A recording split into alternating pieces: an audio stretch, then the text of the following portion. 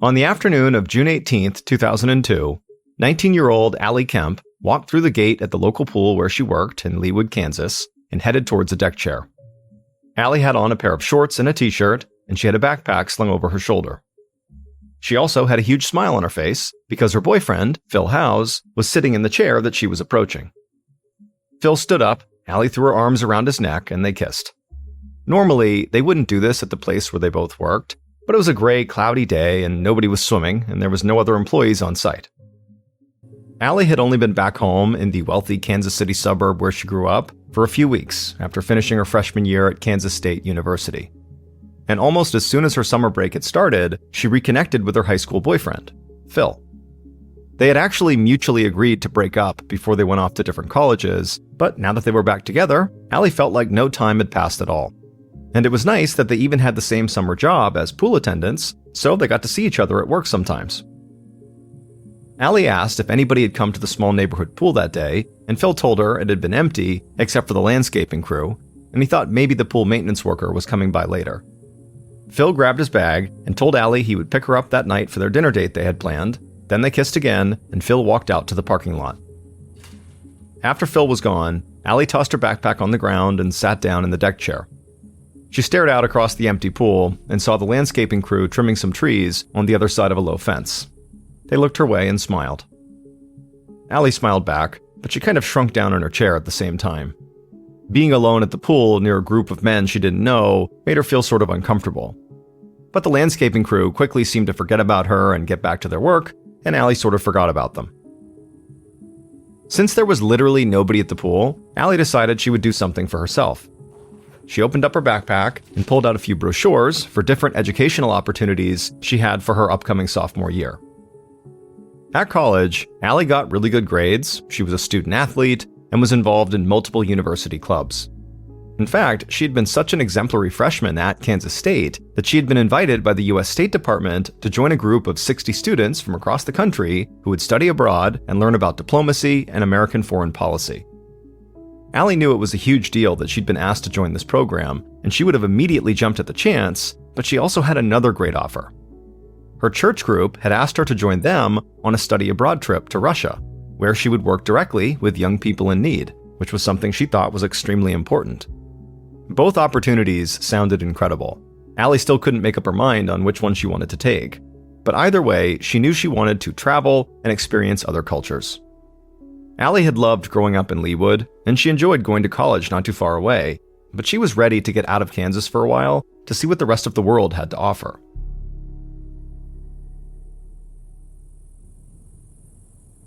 Around 3 p.m., an hour after Allie had gotten to the pool, there still wasn't anybody swimming.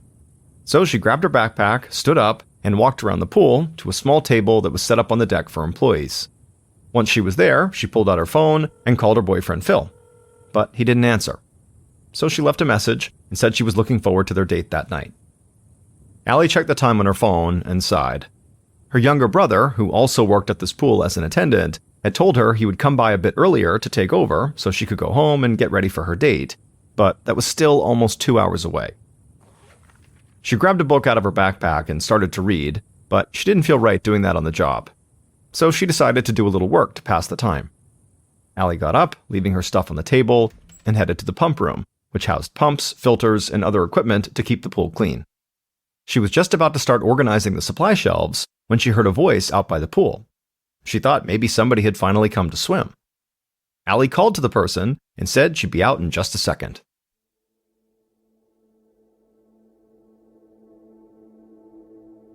About 2 hours later, at 5 p.m., Allie's younger brother opened the gate to the pool, expecting to see his sister. But the pool was completely empty. He called out for Allie, but she didn't respond. He walked to the restrooms, knocked on the doors, and called for her again, but there still wasn't any reply. This was really weird. His big sister would never just duck out of her shift early. He waited for a little while, thinking maybe Allie had just run across the street for some food or something, but when another several minutes passed and Allie still didn't show up, he started to feel a bit worried. Allie's brother grabbed his phone and called his sister, but Allie didn't answer. And so he dialed another number, his father's number, and when his dad heard what was going on, he said he'd be right over.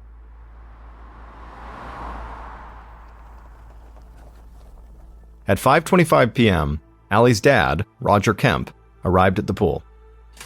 He met Allie's brother just inside the gate, and he told his son to stay right there.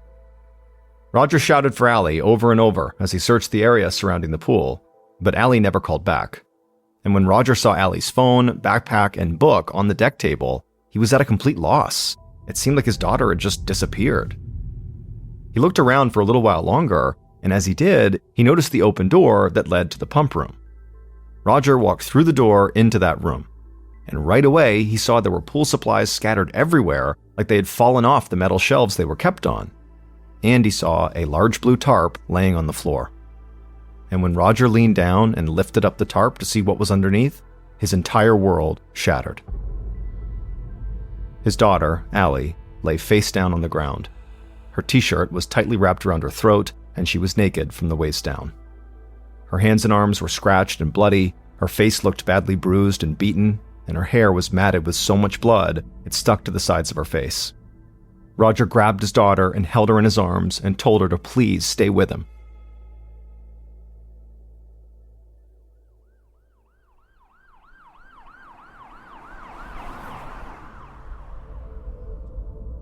That evening, Sergeant Scott Hansen and Detective Joe Langer of the Leawood Police Department arrived at the neighborhood pool. They were still in shock from the call they'd gotten earlier from dispatch. A young woman had been brutally attacked at this pool, and she had been rushed to the hospital, but pronounced dead soon after.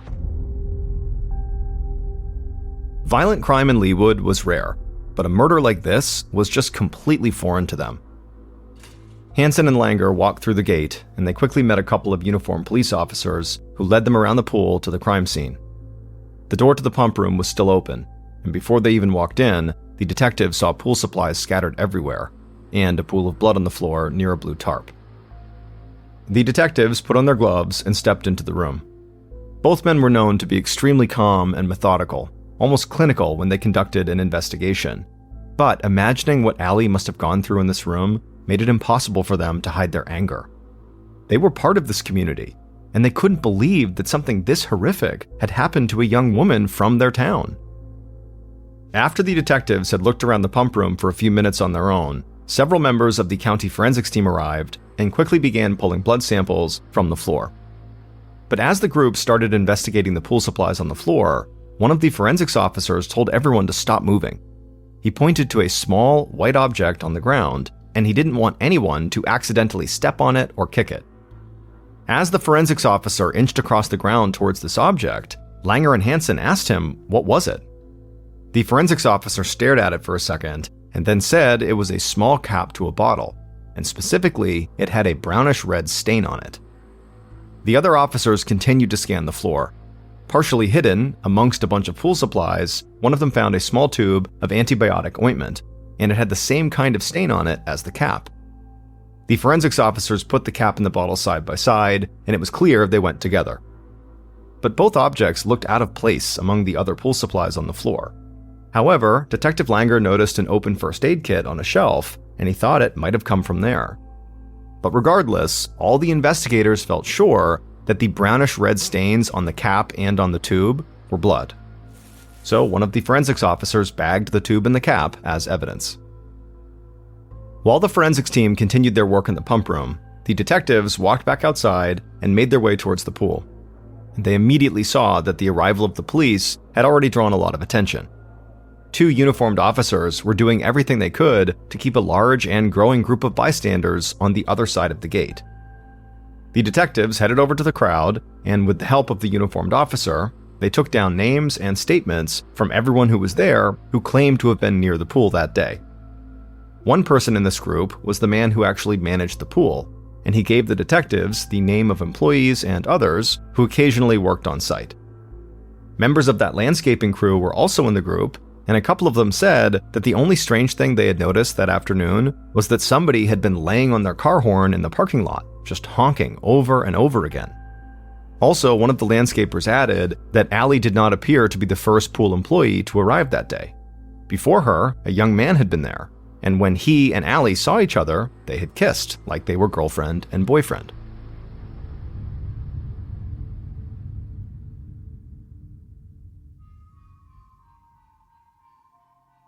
Later that evening, Detectives Langer and Hansen sat together in a cramped interview room in the police station.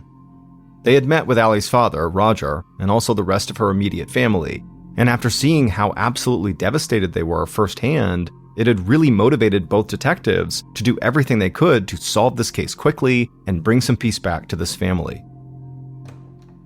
A little while later, the door to the interview room opened, and an officer led in Allie's boyfriend, Phil, who politely introduced himself to the detectives and then took a seat across from them. As the victim's boyfriend, Phil basically automatically had become the first suspect on the detectives' list, and the nature of this crime made it seem even more likely that an intimate partner could have committed it. The attacker had clearly been enraged, and there was potential sexual assault. But only minutes into their interview, and Phil had given the detectives his alibi. He had a job at another pool in the community, and he had gone there right after leaving the pool where he worked with Allie. The detectives reached out to his employer at the other pool, and they confirmed that Phil had arrived on time for his shift and had not left early or anything like that. And so Hansen and Langer asked Phil if he would still submit DNA samples, and he agreed to do it without any hesitation. And then after getting those samples, the detectives let him go. The detectives could not fully rule out Phil's involvement, but his alibi was very strong, so they had to admit to themselves that maybe this was not an open and shut case. Not long after the meeting with Phil, a young woman came into the police station requesting to speak to whoever was in charge of Allie's case. Hansen and Langer met this young woman, and she told them she was one of Allie's closest friends, and she had been at the pool that day, and she was sure she had seen Allie's killer. The detectives quickly led Allie's friend to an office and sat down with her, and Hansen said he was surprised to hear that she was at the pool, because everyone they'd spoken to so far had said nobody had been swimming that day. Allie's friend said she had not gone swimming either. She said she had pulled into the parking lot of the pool and begun honking her horn over and over again. She told them she was just doing it as a dumb joke, trying to annoy Allie while she worked alone at the pool. But after honking, she never saw Allie.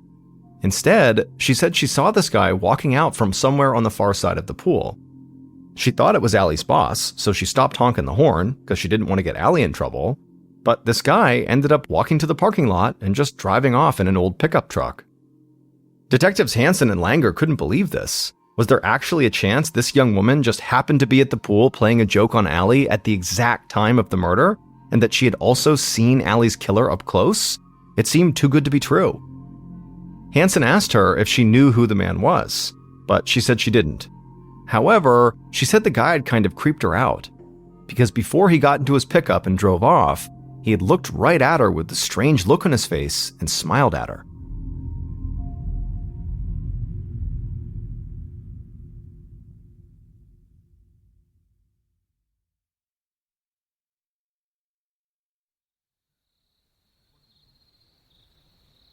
As midnight approached on June 18, 2002, about 6 hours after Allie's body had been discovered, her dad Roger walked into the University of Kansas City Medical Center and approached the morgue. He knew this was where his daughter's body had been taken for an autopsy the next day. Roger found an employee and told her he'd be staying there that night. The employee was confused and said they weren't really set up for visitors. Roger said he understood, but he couldn't bear the idea that his daughter was all alone. The employee nodded and said he could stay if he wanted to. Roger thanked her, took a seat on a bench, and began his overnight vigil.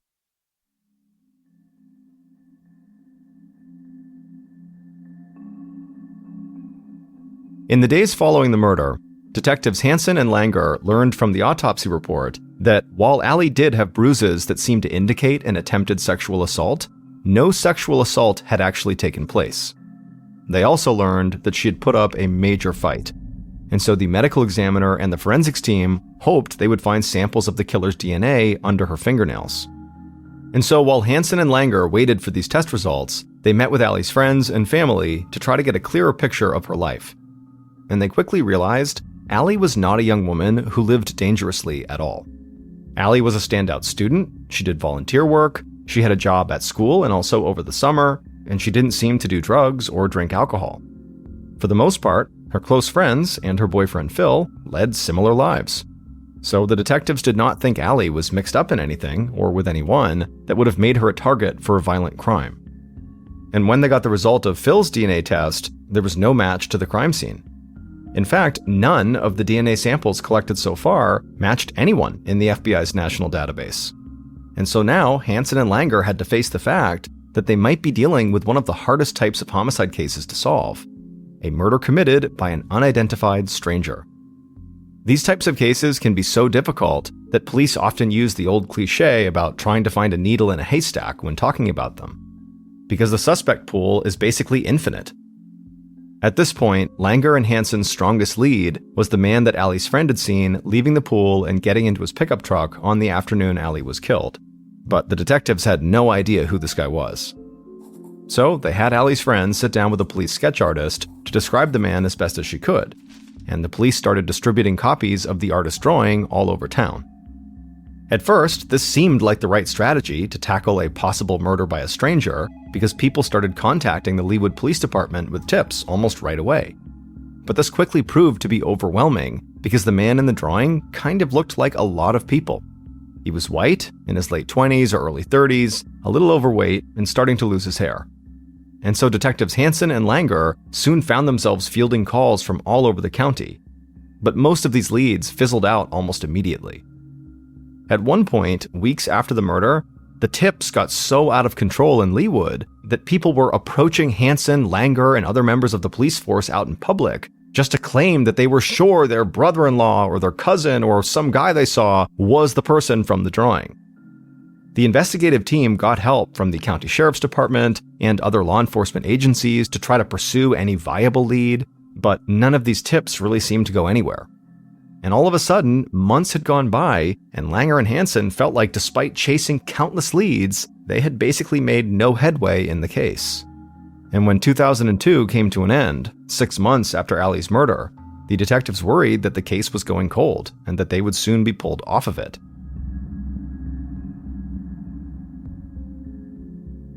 On a morning in early February of 2003, so 8 months after Allie's murder, detectives Langer and Hansen were working together in Hansen's office when they got a message that Roger Kemp, Allie's father, was there to see them.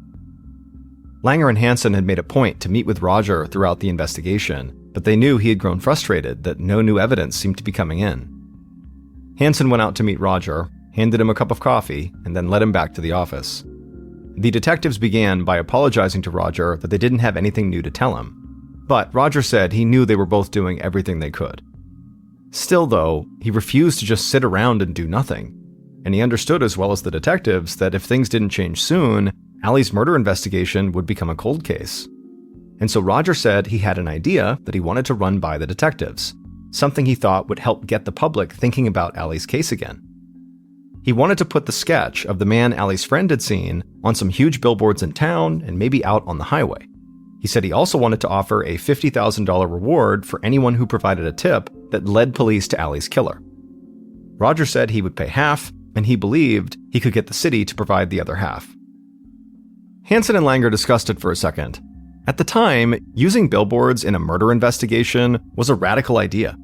Police generally used billboards to help in missing person cases, but Langer and Hansen had never heard of using billboards to showcase a potential murder suspect. Still, they knew they did need to jumpstart the investigation, and this would definitely get people thinking about Allie again. And really, they were not about to tell Roger he couldn't do something that might help bring him and his family some kind of closure. A few days after this meeting, the first billboard featuring the drawing of the potential suspect went up in Leawood, and it would soon be followed by 3 more billboards. And almost right away, tips started coming into the police station again. And just like the last time this happened, it got overwhelming. But Langer and Hansen felt energized that the investigation had sort of gotten back on its feet. And so the detectives and their team methodically followed up on any leads that came in. Then, on June 18th, 2003, which happened to be the 1-year anniversary of Allie's death, they got a tip that felt huge. Someone who had seen one of the billboards called the tip line to say the guy in the drawing looked exactly like someone he knew, a man named Ted Hoover. And when Langer and Hansen heard this name, it immediately rang a bell. And so they dug through Allie's case file, and they came back to the notes they had taken from the very first day of the murder investigation. And that's when they saw Ted's name. He was the owner of a local pool maintenance company. Detectives Langer and Hansen didn't waste any time. They got Ted's address, headed out to their car, and drove across town. And when they arrived at Ted's house, they saw an old pickup truck parked in the driveway. It didn't exactly fit Allie's friend's description of the truck she had seen in the pool parking lot, but the detectives knew witnesses didn't always get all the details right, especially if they were uncomfortable or creeped out like Allie's friend had said she'd been. Langer and Hansen felt like, for the first time in this investigation, they might finally have the killer in their sights. Both men stayed completely calm as they approached the front door. They needed Ted to talk, so they didn't want to frighten him in any way. Hansen knocked on the door, and a few seconds later, a man answered. And this man looked remarkably similar to the sketch the detectives have been staring at every day for the past year. But the detectives didn't give off any signal that they thought that. Instead, they introduced themselves and asked the man if his name was Ted Hoover. He said it was, and so the detectives asked him if they could come inside and ask him a few questions about the young woman who had been killed at the public pool a year earlier. Ted, who seemed as calm as the detectives, said sure, and he led them inside. The three men sat down in the front room of the house, and Detective Langer started things off by telling Ted that somebody had called the tip line and pointed to him. And so Langer wanted to know if Ted had been anywhere near the pool where Allie worked on the day that she was killed. Ted remained totally calm. He said he was not surprised he'd come up on the tip line. He'd seen the billboards, and he knew he kind of looked like the man in the drawing. He also said he had not done any work on the pool where Allie worked, but he did have a lot of clients around the area, so there was a chance he could have been maybe nearby that day, but he wasn't sure, and he wasn't great about keeping records of exactly what he did every single day. The detectives looked at each other. This all seemed way too convenient. So Langer asked if Ted had ever met Allie Kemp, either at the pool where she worked or somewhere else in town. And Ted shook his head. He said he didn't know her, and he definitely did not have anything to do with her death. The detective spoke to Ted for a bit longer, and he was very cooperative throughout the entire interview. However, he couldn't provide them with any kind of solid alibi. And so at some point, Langer asked Ted if he would submit a DNA sample, just so they could cross him off the list. And at that point, the calm look on Ted's face completely disappeared, and he started acting very nervous. Ted must have noticed right away the vibe he was giving off, because he quickly told the detectives that his nervousness had nothing to do with the case. He just didn't like the idea of his DNA being part of some kind of national database. That just didn't sit right with him. The detectives tried to assure Ted that his sample would only be used to help with this particular case, but Ted said he didn't want anything to do with it, and he would need to speak with a lawyer. By the time Langer and Hansen left Ted's house, they were confident they had just found Allie's killer. His appearance alone had already been pretty solid evidence. I mean, he looked exactly like the sketch. But also, the detectives just didn't buy his paranoia around the national database thing. They figured the real reason he was afraid to give a DNA sample was because he knew the results would incriminate him. Since Ted did not voluntarily give up a DNA sample, the detectives would have to find enough evidence pointing to him that would enable them to secure a warrant so they could demand Ted to provide a DNA sample. And they knew if Ted really was lawyering up, their case would need to be airtight just to get that warrant. So, over the next several weeks, the detectives tried to find any proof they could that Ted had been at the pool on the day Allie got murdered. They got back in touch with the landscaping crew, Allie's boyfriend, and anyone else they thought might have seen him, but they didn't have any luck. Langer and Hansen refused to give up on this lead, though. It was the first time in over a year that they believed they were close to solving the case. So they dug deeper into Ted Hoover's background, hoping to find anything that might give them a clue. And they ended up finding something that completely blew their minds. Because according to multiple government documents, Ted Hoover had been dead for over a decade.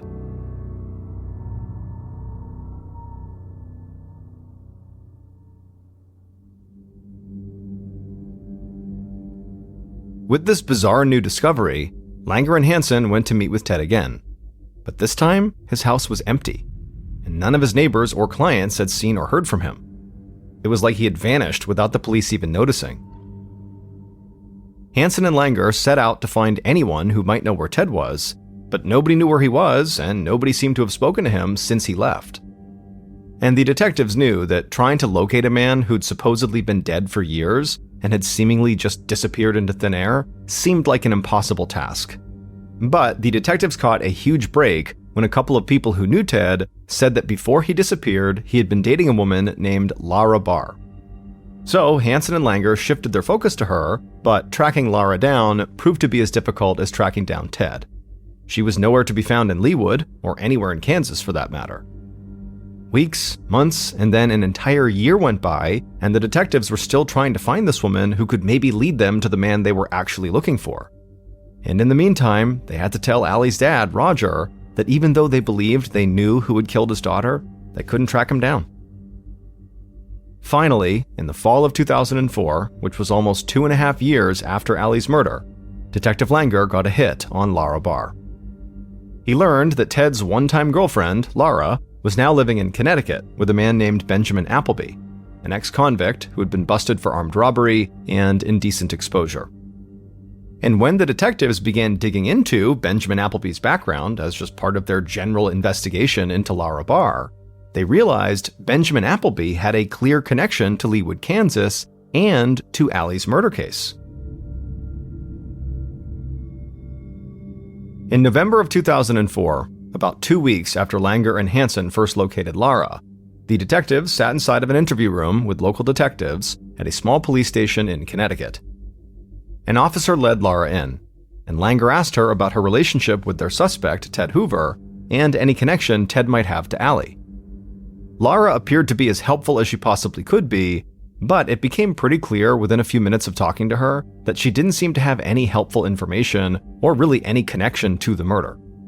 However, when her new partner, Benjamin Appleby, stepped into the interview room later that day, everything changed. Just looking at Benjamin made the hair on the back of Langer's neck stand up. And as the detectives spoke to Benjamin, slowly but surely, they realized he must know more about what happened to Allie than he was letting on. And so the detectives went on the attack, asking blunt and aggressive questions. And this tactic paid off, because the more they pushed, the more Benjamin began to crack. And soon, Benjamin broke down crying and said he knew who killed Allie.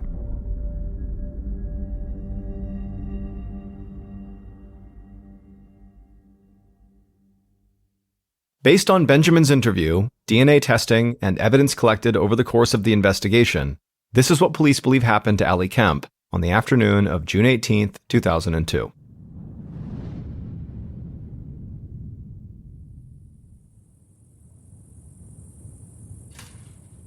The killer walked through the gate and began to scan the area. They saw the pool was completely empty, and that the landscaping crew that had been working nearby had moved far enough away that the killer could remain out of their sight. The killer walked around the pool towards the pump room and then said out loud, "Is anybody here?" Even though the killer had clearly watched Allie from the parking lot and seen her walk that way, so they knew she was over here. And a moment later, Allie called out from the pump room that she'd be out in a second, and when the killer heard that, they felt a rush. And before Allie could even step out of the pump room, the killer stood in front of the door and blocked it, and then made a lewd remark about Allie's appearance and also made a clear sexual advance towards her. But Allie brushed the killer off and told them to get out of the way and tried to walk past them. The killer grabbed Allie and touched her breast, at which point Allie threw a punch. The killer blocked Allie's fist and immediately lost it and flew into a rage. They grabbed Allie by the shoulders and shoved her further back into the pump room, but Allie fought back, swinging her fists and scratching at the killer's hands and face. But the killer slammed her into the metal shelves and pool equipment fell onto the floor. Allie kept fighting, but the killer punched her in the head and face several times, stunning her and causing her to begin bleeding badly. The killer threw Allie to the floor and tore off her shorts and underwear, but Allie kept fighting back, so the killer punched her again and again until Allie finally stopped moving.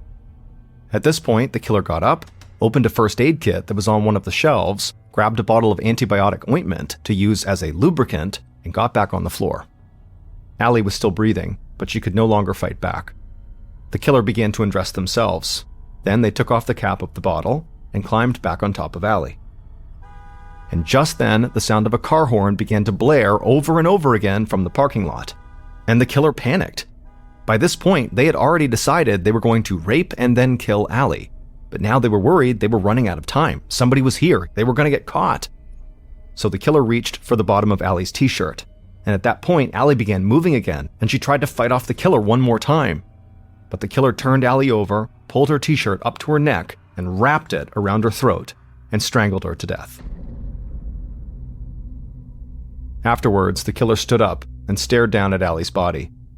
They looked around the room and saw a large blue tarp tucked in a corner. The killer grabbed the tarp, covered Allie's body with it, tried to pull themselves together as much as possible, and then walked out. The killer then made their way to their pickup truck in the pool parking lot, and before they got in, they made eye contact and smiled at a young woman who was sitting in her car. They didn't realize she was Allie's friend and was the one who had honked the horn. The killer then drove home, convinced they had not been seen by anyone who could pin Allie's murder on them. And for almost 3 years, the killer would believe they had been right. Until one day, a couple of detectives from Kansas came to Connecticut to question them.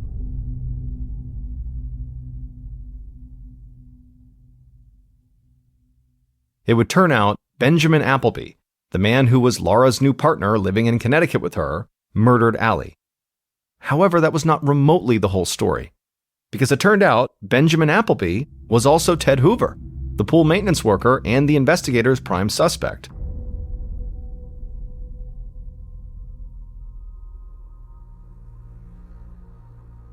Benjamin had done prison time for multiple charges in Missouri where he was from, so he decided to leave his name and his past behind. He moved around to a few different places, and eventually he assumed the identity of a boyhood friend of his who had died at the age of 13, Ted Hoover. And with this dead person's name, he moved to Leawood, Kansas, and started his pool maintenance business. That's how he had first seen Allie and decided that he wanted her.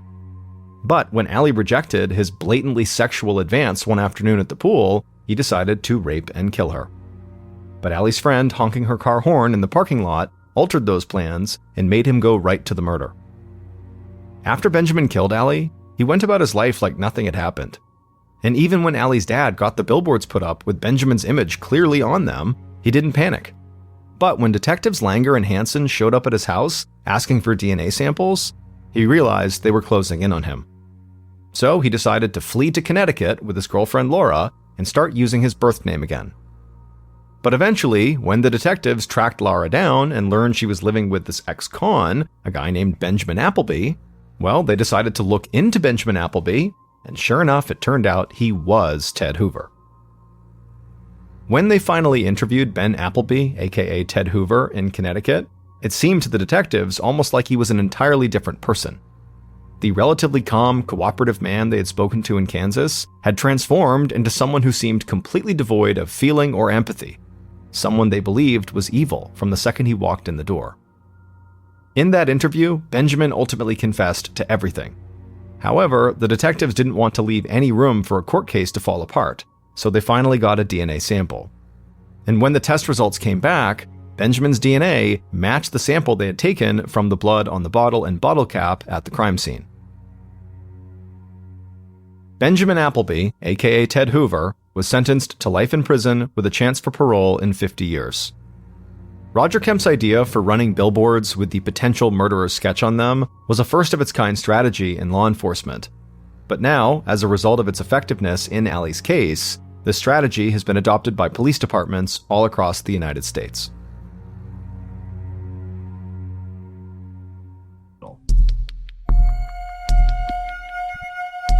On the night of Monday, December 2nd, 2013, 59-year-old Patty Wheelington walked across a gravel parking lot toward her favorite place in Texarkana, Arkansas, the Guys and Dolls Square Dance Club.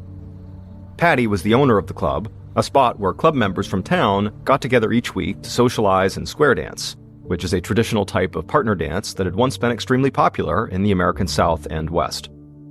Patty had managed the club for years with her husband Ray, but Ray had died a year earlier, leaving Patty to run things on her own with some help from the most dedicated club members. The couple had always considered Guys and Dolls to be like their second home, and now that Ray was gone, Patty felt like this club was the most important thing in her life. And tonight was her first day back at the club since taking a short trip for Thanksgiving, so she was looking forward to seeing some of her friends and getting back into her weekly routine.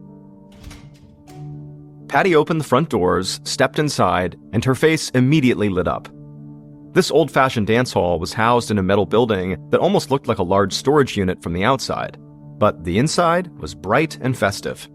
String lights and decorations hung along the walls, and Patty saw a group of older women dressed in colorful western skirts and petticoats, and older men wearing their cowboy boots and hats. And everybody was socializing and laughing and having a great time while filling up their paper plates with food. The moment Patty walked inside, the club members turned, saw her, and shouted hello, and some rushed over to greet her like she'd been away for months. They told her they'd been anxiously waiting for her to come back because they hadn't known what to do with themselves while the club was closed over the holiday.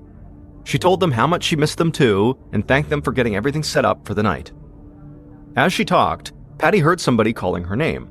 She looked over at a long table lined with food, and she saw two of her closest friends waving to her. They were Phyllis Neighbors and Virginia Hyatt. Patty went over to the table, and the women hugged each other and talked about their Thanksgiving holidays until Patty noticed it was almost time to start the night's dance. Patty walked across the dance hall, got up on the stage and tapped the mic, and then welcomed everyone back to the club. And immediately, everybody cheered and took their spots on the dance floor with their partners. Well, at least almost all of them cheered. As Patty looked out from the stage, she noticed one of the couples whispering to each other while pointing her way. Patty almost tripped over her words as she began wondering if that couple was talking about her. But she quickly caught herself and figured she was just reading too much into it. So she wrapped up her welcome back speech and then led club members in saying the Pledge of Allegiance, which they did every time before they danced together. Once the pledge was finished, Patty, with a huge smile on her face, started the music and kicked off the dancing for the night. And as she watched everybody out on the dance floor, this sense of almost complete calm came over her. She knew most people would laugh at her for thinking this, but she believed being up on the stage and running this square dance club was her true calling. It was a way for her to give back to her community and to help the people she loved continue to thrive.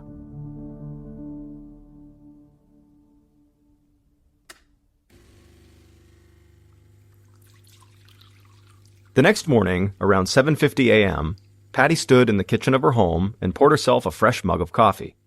She slid her phone and pack of cigarettes into the pocket of her bathrobe and walked outside onto her front porch. A blast of cold winter air immediately hit her, so she pulled her bathrobe tighter across her body, sat down in a swivel chair, and set her coffee on a small wooden table and lit a cigarette. Now, in the past, on a cold day like this, Patty would have very likely just smoked inside of her home. But more than 5 years earlier, a raging fire had ripped through her home and destroyed half of it. Now, the blaze wasn't caused by a lit cigarette. In fact, the fire had started while Patty and her husband Ray weren't even at home. But they had hired a good friend of theirs from the Square Dance Club, who was a contractor, to restore their house, and he'd done such an amazing job overseeing the construction project that the house looked almost brand new. So now, Patty would never risk lighting a cigarette inside, no matter what the weather was outside. Patty smoked her cigarette and sipped her coffee, and just when she started to feel like she was really waking up, her phone rang. She put her coffee down and grabbed her phone out of her pocket. She looked at the caller ID and saw it was one of her many friends from the dance club, so she answered it. A few minutes into the conversation, Patty heard a car slowing down just beyond the trees at the edge of her property that isolated her house from the main road. Patty's friend kept talking on the phone, but Patty was no longer listening. She heard the car turning up her long gravel driveway toward her house, and she wondered who would be visiting so early without telling her they were coming by first. Patty watched as this car emerged from the trees and headed straight towards her. And as it did, Patty immediately told her friend on the phone that she'd just have to call them back.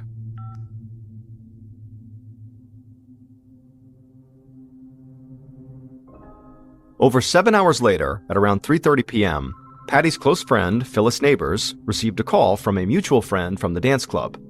And as soon as Phyllis answered the phone, this mutual friend said he was very worried about Patty. Patty was supposed to pick him up to take him to a doctor's appointment, but she had never showed up and was not returning his phone calls, and this was totally unlike her.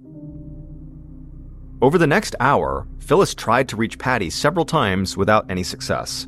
So eventually she called another friend from the club, Barbara Ricketts, and told her that she couldn't get in touch with Patty and she had this bad feeling that something might be wrong. Barbara said she had also been trying to get in touch with Patty and had not been able to reach her all day. And so at this point, Phyllis said that she was just going to drive out to Patty's house to see what was going on. But Barbara told Phyllis to hold on a minute and stay put and wait for her. she wasn't letting her go out there alone. By the time Phyllis and Barbara finally got to Patty's place, it was starting to get pretty dark. Barbara drove slowly and carefully up Patty's long gravel driveway because the light coming from inside Patty's house was actually the only thing guiding her way toward it. She parked right behind Patty's car, and the two women got out and started walking toward Patty's house. When they got close to the porch, they noticed something lying at the foot of the front door. Phyllis squinted and thought it looked like a bunched-up rug. Phyllis climbed onto the steps to get a better look at the object, and when she reached the middle step, she suddenly froze. And then she gasped and quickly turned her face away. She stumbled back down the steps, grabbed her phone, and dialed 911.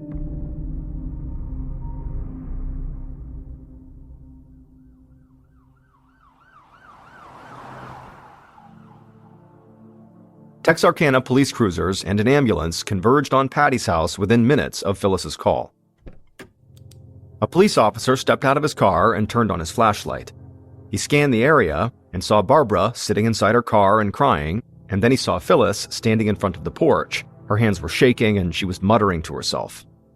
The officer, along with two EMTs, began walking toward the house, and as they did, Phyllis looked up and saw them and went right over to them and then pointed back at the front porch and said they might as well send the ambulance away because they were too late. The officer walked past Phyllis, reached the front steps, and right away he saw what she was talking about. In front of the door to the house, there was a woman in a bathrobe, lying face up, gripping a cigarette in her right hand and clutching her chest with her left. And the officer noticed that her skin was pale and blotchy. One of the EMTs walked over and bent down to feel for a pulse, but he was already confident he was not going to find one. And when he actually felt the woman's cold, waxy skin, it confirmed that she was dead. The officer kneeled down and shined his light on the body, and he saw there were bloodstains in the woman's bathrobe and blood spatter on the wooden slats beneath her. And it became very clear that this woman did not die of natural causes. Minutes later, another car pulled up the driveway and two men stepped out. Texarkana police detectives, Paul Knoll and Jason Hack, who were about as physically mismatched as two people could be. Knoll was round and bald, and Hack was tall and thin. They looked like an odd pairing, but these two men were actually almost always on the same page, and they were both sharp and meticulous investigators. Texarkana, Arkansas only had a few murders every year, so whenever Knoll and Hack got a call for a homicide, they knew it was not going to be an ordinary day at the office. And as they sized up their new crime scene, they could tell right away that this murder seemed especially out of the ordinary. The dead woman looked much older than the average murder victim in the area, and this neighborhood was more affluent than where they usually responded to violent crimes. Knoll and Hack quickly met with Phyllis and Barbara, but both women seemed so shaken they could barely talk. However, Phyllis did offer, in a very trembling voice, that the deceased was their friend, a woman named Patty Wheelington.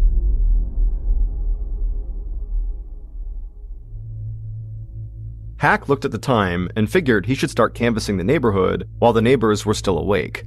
He told Knoll he'd be back in about an hour.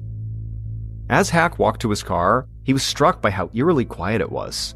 Even during the drive here, he had noticed how the woods seemed to isolate everything and how much land there was between each house. And as he pulled out onto the road to begin his canvassing, he didn't feel optimistic that any of Patty's neighbors would have witnessed anything.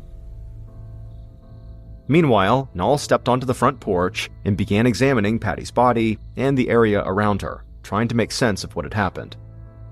For Knoll, there was no mistaking the 5 small, perfectly round wounds on Patty's body for anything other than gunshot wounds. He observed a bullet hole in the swivel chair where he guessed Patty had been sitting, and then another bullet hole in the bedroom window directly behind the chair. It looked as though the first shot was fired while Patty was seated, and it missed her. He then noticed another bullet lodged inside the front door of the house, which looked like yet another missed shot. Knoll took a step back, trying to picture the crime as it happened. He looked down at Patty and saw the cigarette wedged between her fingers, now burnt down to the filter. He noticed the way Patty's body was positioned, face up with one knee raised, and Knoll visualized Patty leaping up from her chair after the first shots were fired and desperately trying to retreat into her house as more bullets hit her until she collapsed onto her back. From how quickly it looked like things had unfolded, and how the gunshot wounds appeared to have been fired from close range, this crime looked very intentional. It seemed like whoever had killed Patty had showed up on a mission, like they'd come here to kill Patty. Nall looked through the hole in the back of the swivel chair and then repositioned himself until he could see through the hole in the chair and also through the hole in the bedroom window, both at the same time, so they're aligned. This way, he could get a sense of the bullet's trajectory into the house. And while he was doing this, headlights suddenly swept across the porch as the coroner's van pulled up to the house. The coroner got out and met with Nall, and Nall told him he was free to remove the body. So, with the help of 2 police officers, the coroner lifted up Patty's body, placed it into a cadaver bag, and carried it off the porch. With the front door now clear, Nall entered the home and went straight to the bedroom, where he found a .38 caliber slug on the bedroom floor, right where he calculated he would find it.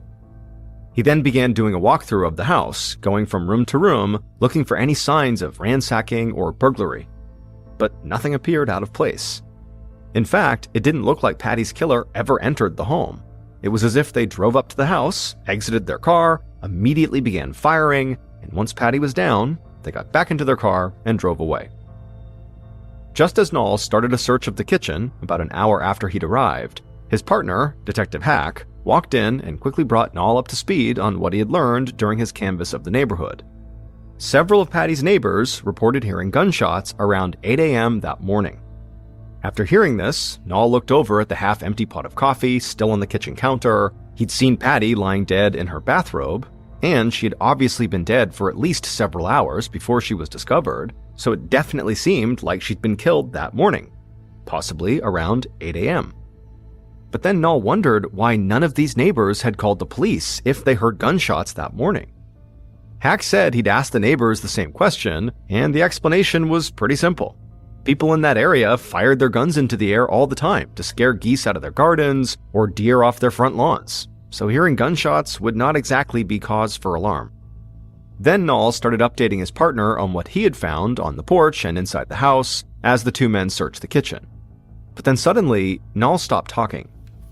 He picked up several pieces of paper that were lying on the counter near the coffee pot, and as he read them over, he turned to Hack with a smile on his face. It looked like he had just found a huge piece of the puzzle.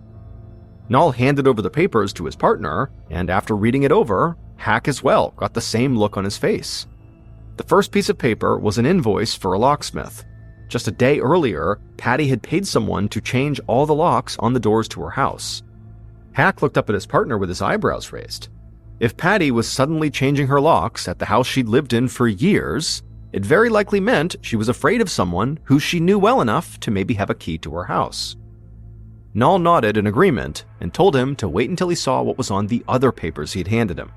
And as Detective Hack started reading those papers, his mouth fell open and he started shaking his head side to side, because what he was looking at was Patty's life insurance policy. Each of the beneficiaries listed in the policy stood to gain $20,000 in the event of Patty's death, and the last 2 names on the list were Phyllis Neighbors and Barbara Ricketts, Patty's friends, who also were the 2 women who had found her body.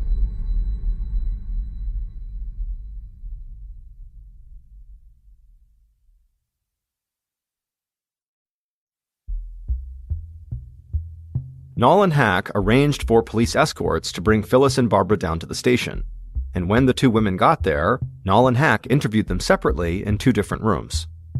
Phyllis told Detective Nall that she had first met Patty at the Guys and Dolls Square Dance Club about a decade earlier, and she had been very close with both Patty and Patty's husband, Ray, and so had Barbara. Nall asked Phyllis if she knew that she and Barbara were beneficiaries on Patty's life insurance policy, and Phyllis began laughing and nodding. Nall couldn't tell if this laughter was maybe nervous laughter, or if it was designed to mask just how important this money may be to her.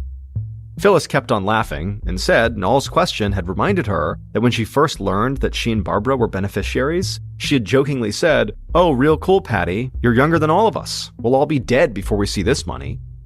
Nall smiled at Phyllis and sort of played along like this was a good joke, but secretly, he thought that everything Phyllis was saying and doing made her seem a little bit suspicious.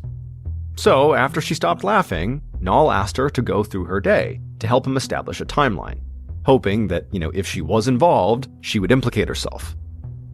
Phyllis said she woke up at 8 that morning, and then sometime around 10, she sent Patty a text message. Phyllis said she didn't really think anything of it when Patty did not reply. She just assumed that Patty was still asleep, and then she got distracted when her friend came over to watch a television game show with her. Noll nodded and wrote everything down that Phyllis said, but privately, he wondered if maybe she had sent that text message to Patty just to throw off investigators and make it look like she'd been innocently trying to reach her friend on the morning of her murder. In the next room over, Detective Hack was asking Barbara a similar round of questions. And, like Phyllis, Barbara had an alibi. She said she was with her husband all day, and her husband could verify this. Hack leaned back in his chair and looked across the table at Barbara. As much as he tried to picture Barbara as Patty's killer, he just couldn't see it.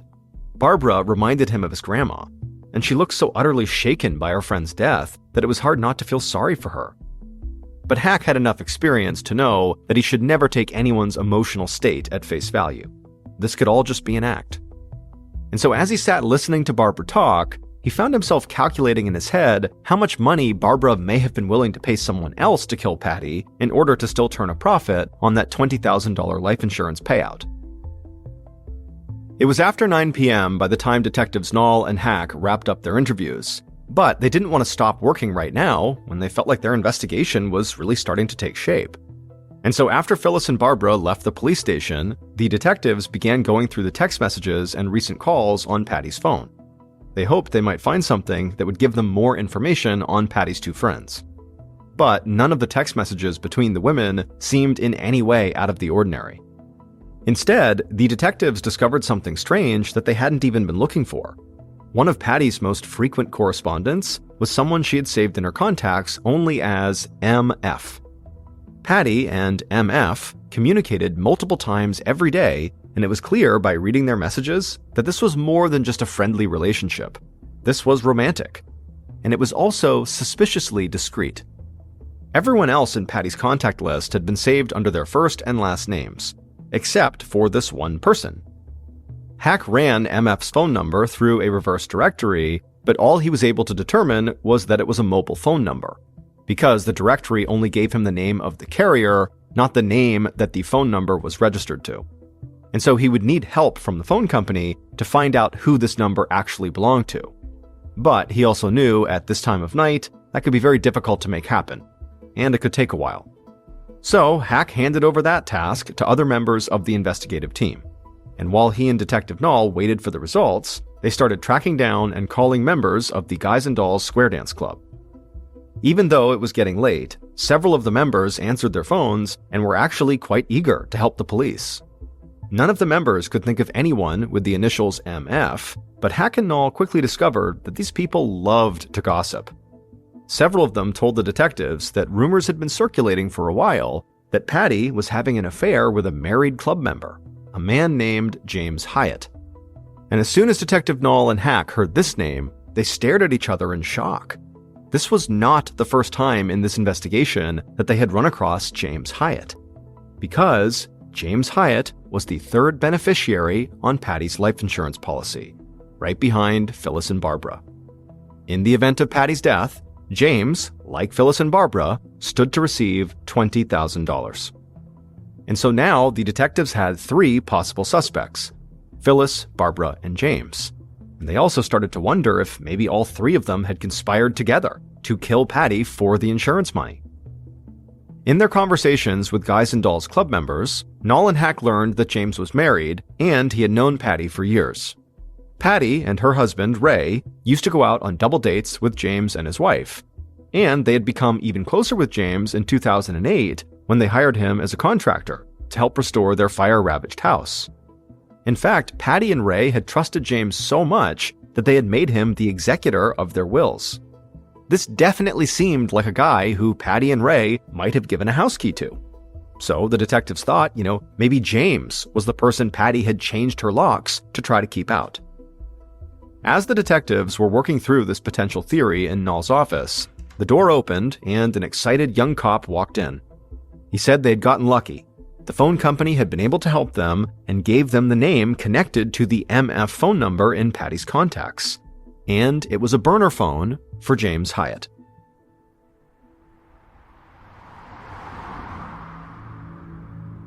Noll and Hack immediately got in their car and drove across town towards James's house.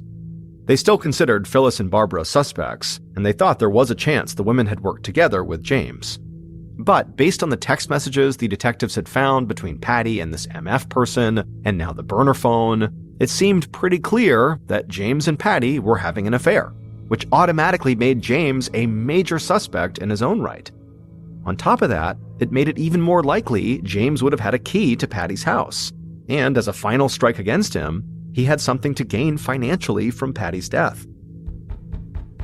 The detectives arrived at James's house, but his wife Virginia came to the door and told them James wasn't home. In fact, she had no idea where he was, and she was starting to worry that he might have just left town or something without telling her. And now, the detectives realized they might be looking at a fleeing suspect. They told Virginia to contact them if she heard from her husband and to please keep her phone close by in case they needed to follow up with her. And Virginia said she would.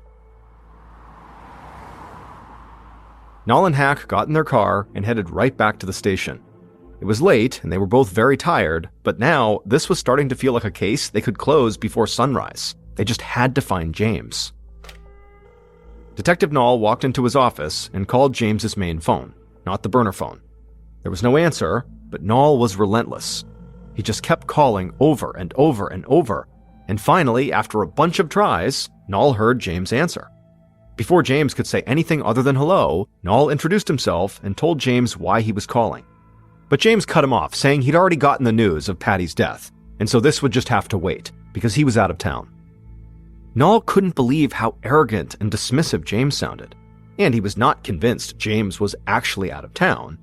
But either way, the detective knew he could not let James off the phone and risk having him disappear for good. Usually, Noll liked to interview his primary suspects in person, but he knew he could not wait for a face-to-face meeting with James. So Noll just launched into an interview right there on the phone. He told James that police knew all about the burner phone and his affair with Patty. There was no point in trying to hide those things. James immediately went silent, and there was a long pause, and then when he started talking again, all of the arrogance Noll had sensed just minutes ago was gone. James sighed and admitted that he and Patty were romantically involved. He only had the burner phone and the different name in her contacts to protect Patty's reputation. After all, he said, people in this town don't look too kindly upon adultery, and the other woman often gets blamed in these situations. So he just never wanted any of this to get out to protect her. Detective Noll doubted that it was really Patty's reputation James was trying to protect, and not his own, or his marriage. He asked James if Patty had ever demanded that he leave his wife, but James said she hadn't. In fact, he said Patty pleaded with him specifically to stay with his wife. Finally, Noll asked James where he was on the morning Patty had been killed. James said he'd been in Florida, where he still was, and so he was 1,000 miles away from Texarkana when Patty died. Noll knew that there was an easy way to either prove or disprove this, and that was by getting the location data for James's mobile numbers and seeing what cell towers they pinged. So he told James one more time that he needed to get back to Arkansas right away. As soon as Noll hung up, he and Detective Hack put in a request for a subpoena so they could get James's cell phone records. They knew that request would take a little time to be fulfilled, so in the meantime, they reached back out to James's wife, Virginia. They said they knew it was late, but they needed to talk to her. And not long after the call, the detectives drove back to James and Virginia's house, picked her up, and brought her back to the station. And by the time they arrived there, Detectives Noll and Hack weren't even sure if it was considered late at night or early in the morning. They just thanked her for coming in at such a strange time, and they led her into a large office with a conference table. Virginia sat down across from them, and for a second, neither of the detectives spoke. This was not a situation that either of them wanted to be in. But, finally, Hack looked across the table at Virginia and asked her if she was aware that her husband James had been having an affair with Patty. Virginia gave a little smile and said she knew it might sound strange to them, but she knew all about the affair.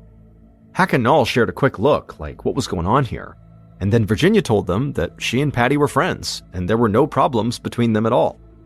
Now, neither of the detectives had expected this response, but they knew there were all different kinds of marriages out there. Maybe Virginia and James had an open marriage, or maybe James's affair with Patty somehow made his and Virginia's marriage stronger. They were not there to pick apart the exact nature of this relationship, but they did think there was a chance Virginia might have information that could directly connect James to Patty's murder, even if she didn't know it. And so Hack asked if Virginia remembered where her husband was when Patty was killed. Had Virginia seen James or even called or texted with him? Virginia said she hadn't seen James at all.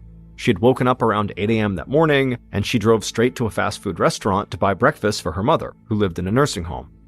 After spending some time with her mom, she had gone home, and she said James had already been gone when she woke up, and he wasn't home when she got back, and they hadn't talked on the phone at all. The detectives excused themselves and stepped out into the hall. They had some new information, but nothing that would enable them to close the case or prove if any of their potential suspects were actually where they claimed to be at the time of the murder. They needed James's cell phone data. If his phone had been picked up by one of the cell phone towers near Patty's house on the morning of the murder, they would know he'd lied to them about being in Florida at the time of the murder. Luckily, it didn't take long for the phone company to come through yet again. Now, almost exactly 1 day after Patty's murder, detectives Hack and Null received James's cell phone tower data, which showed his location and movements throughout the morning of the murder. They also obtained surveillance footage from multiple locations around town, and that footage was the final piece of evidence they needed. It had taken just 24 hours, but the detectives now knew who had killed Patty Wheelington.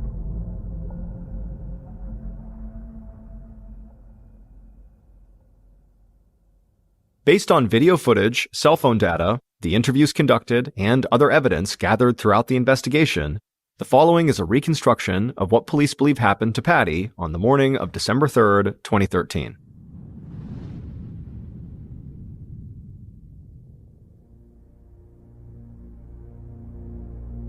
Just before sunrise, the killer got out of bed after yet another sleepless night, and they told themselves there was only one way to find peace again. They had to kill Patty Wheelington. They went to their closet and collected their .38 revolver. As the sun began to rise, they slipped the gun into their pocket, marched out to their car, and began driving towards Patty's house on the outskirts of the city. The killer pulled into the long driveway leading to Patty's house, and as they approached, they saw Patty sitting on the porch, smoking a cigarette and talking on her phone. The killer got out of their car and began walking toward Patty, who quickly put her phone down and greeted the killer. But the killer was not interested in talking. Instead, they drew their revolver and aimed it at Patty. Patty saw the gun and tried to reason with them, but the killer just fired off a shot. The bullet missed Patty and went through the bedroom window behind her, and Patty jumped up with her cigarette still in her hand, but before she could even turn, the killer had fired again, and this time the bullet hit Patty in the chest, puncturing her lung. Patty clutched her chest and struggled to breathe. She lurched toward her front door, but the killer kept on firing, hitting Patty 4 more times, including a bullet that struck Patty right in the heart. Patty's legs buckled and she collapsed on the porch, still clutching her cigarette in one hand and her chest in the other. And as the killer watched Patty fall, a sudden sense of peace did come over them. The killer walked back to their car, started the engine, and drove away as Patty lied at the foot of her front door, dying. A little while later, the killer stopped along an isolated road, disposed of their gun, and then continued on home. Over an hour later, at about 9:15 a.m., the killer drove to a fast food drive-thru and ordered a sausage biscuit. And at 9:42 a.m., the killer walked into a nursing home to see their mother and give her the fast food breakfast. And later that day, the killer returned home and waited for the sun to set, looking forward to their first good night's sleep since they discovered that their husband was having an affair with Patty Wheelington. James Hyatt, who had been a strong suspect at the beginning of the investigation, did not kill Patty. His wife, Virginia, did. James's cell phone data proved he was in Florida at the time of Patty's death, just like he had told the police. This information led investigators to immediately turn their focus on Virginia, who they had considered a suspect from the moment they learned she knew about James and Patty's affair. So investigators obtained surveillance footage from the McDonald's drive-thru and the nursing home, places Virginia told detectives she had visited on the morning Patty was killed, and those videos showed that Virginia had visited both of those places, but she lied about the times that she was there. And surveillance footage from a convenience store along the route between Virginia's house and Patty's showed Virginia's car heading towards Patty's house right around the time it was believed Patty was killed, and then also driving back to her own house not long after. With that information, police served a search warrant on Virginia's house. Although they didn't find the revolver, they did find a box of .38 caliber ammunition, and they found the blouse that Virginia was seen wearing in the surveillance footage from that morning. They sent the blouse to the crime lab, and it came back positive for gunshot residue. It turned out, ever since Virginia began to suspect that her husband was having an affair with their good friend Patty, Virginia became increasingly possessive and unstable. And James, who had been married to Virginia for 41 years, had begun to grow afraid of his wife, to the point where he began sleeping in a separate bedroom and even began locking his bedroom door at night to keep his wife out. At Thanksgiving dinner with her in-laws, a week before Patty's murder, Virginia had taken James's sisters aside and told them she was concerned that James was going to commit suicide. But James's sisters knew him well enough to know that they did not believe this, and when they talked it over with James, the family became convinced that Virginia was actually planning to kill James and cover it up by the idea that he had killed himself. So, as a result of this, James had left town to stay with his sister in Florida, and while he was down there, he filed for divorce. And by coincidence, Patty had just happened to leave town around the same time as James left for Florida, which led Virginia to believe that Patty and James had run away together. So, Virginia began calling Patty repeatedly, leaving voicemail after voicemail, begging Patty to return her husband to her. On December 2nd, Virginia was served with the divorce papers.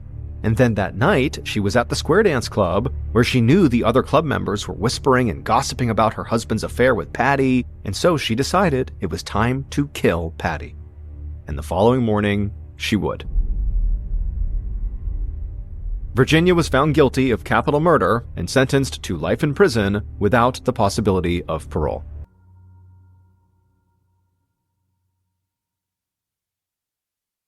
A quick note about our stories. They are all based on true events, but we sometimes use pseudonyms to protect the people involved, and some details are fictionalized for dramatic purposes.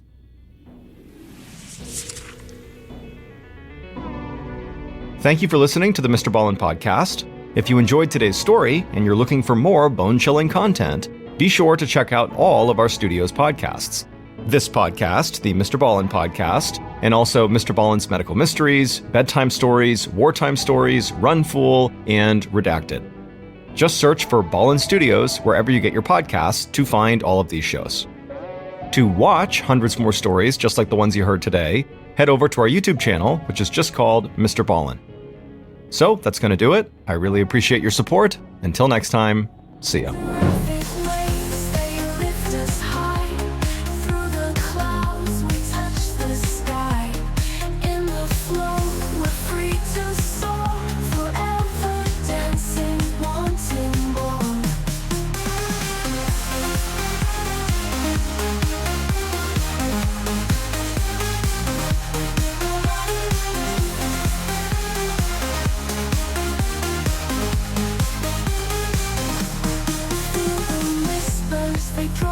Near a melody that's crystal clear. Through the rhythm we collide, bound by sound, side by side. Seraphic waves, they lift us high.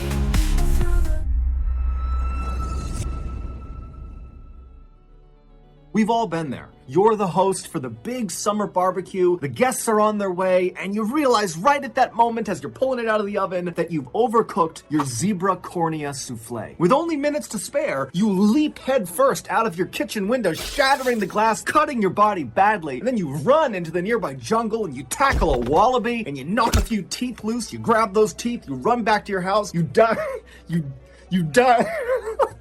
You dive back into your house head first through a different window. You cut yourself up badly again. You get inside your kitchen and you whip together a wallaby teeth salad just in time as your guests are coming in the door and right before you pass out from blood loss. Crisis averted, right? Wrong. Zebra cornea souffle and wallaby teeth salad, they're not good. But what is good is HelloFresh. HelloFresh is a meal service that delivers actually good-tasting food right to your doorstep. Between menu items like cheese-stuffed burgers and grilled salmon with balsamic tomatoes, you are not only going to wow your barbecue guests, but also you're going to avoid jail time for poaching wallabies and zebras, and you're going to avoid expensive medical and repair bills from all the jumping out the windows you were doing. HelloFresh recipes include pre-portioned ingredients, which means less prep time and less wasted food. HelloFresh also offers a line of kid-friendly recipes that are perfect for families that are looking to try something new as the summer winds down and we get ready for school to start up again. So, if you're ready to stop choking down zebra corneas and wallaby teeth, then you need to sign up for HelloFresh today. To do that, go to HelloFresh.com and use code MrBallin16 for 16 free meals across 7 boxes and 3 free gifts. Again, go to HelloFresh.com and use code MrBallin16 for 16 free meals across 7 boxes and 3 free gifts. Okay, back to the story.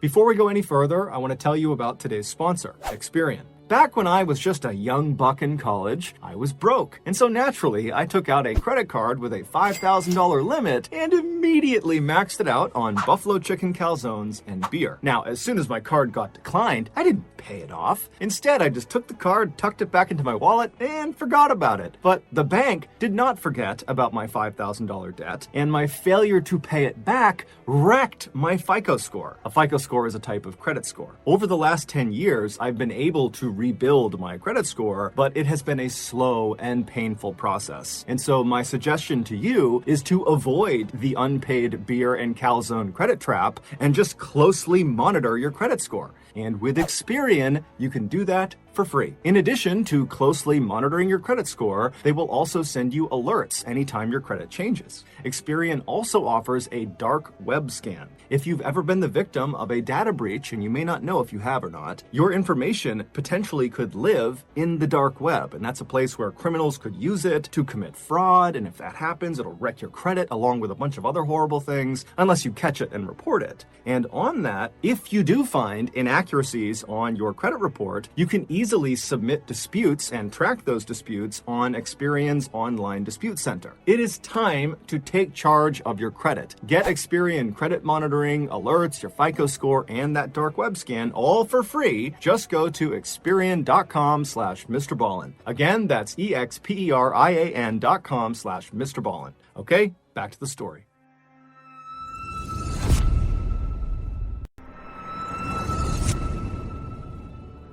Hey everybody, if you've not heard by now, our flagship podcast, Mr. Ballin Podcast, Strange, Dark, and Mysterious Stories, that pretty much immediately rocketed to the top of the charts when we launched in 2022, and then quickly was scooped up by Amazon by the end of the same year. Yeah, that show, our top show, is now available everywhere. It is no longer just on Amazon Music, it's on all platforms, and it's free. Which means if you've not listened to this podcast since it went exclusive with Amazon Music back in November of 2022, then that means you have about 100 new stories that are only on the podcast that are only now being made available to everybody.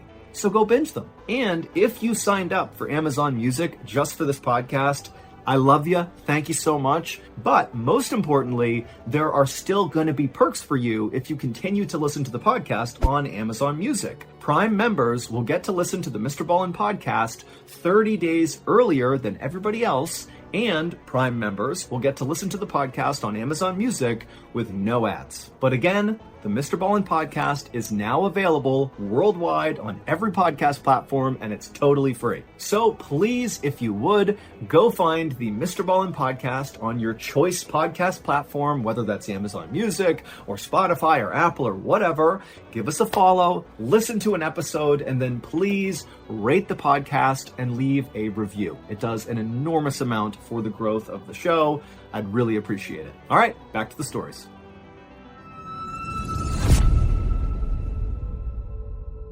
If you didn't hear the huge announcement we made last week, Well, here it is again. The Mr. Ballin Podcast, our top podcast, the one we launched in 2022 that immediately rocketed to the top of the charts, and then by the end of that same year, it got picked up by Amazon. Yeah, that show is now once again available on every podcast platform, and it's free. All you gotta do is go to your choice podcast platform and look for the Mr. Ballin Podcast, and boom, you now have access to the hundreds of episodes in our catalog. And if you haven't listened to the podcast since it went exclusive at the end of 2022, then you have a crazy amount of content to go binge. So go find the Mr. Ballin Podcast on whatever platform you like, follow the show, leave a positive review, or at least an honest review of the show, because that really helps grow the podcast, and then enjoy. That's it. But a quick caveat, if you've been listening to the Mr. Ballin Podcast on Amazon Music, well, there's still going to be perks for you. With your Prime membership, you can listen to brand new Mr. Ballin Podcast episodes 30 days early and ad-free on Amazon Music. But again, the show right now is available everywhere and it is free. Enjoy the show.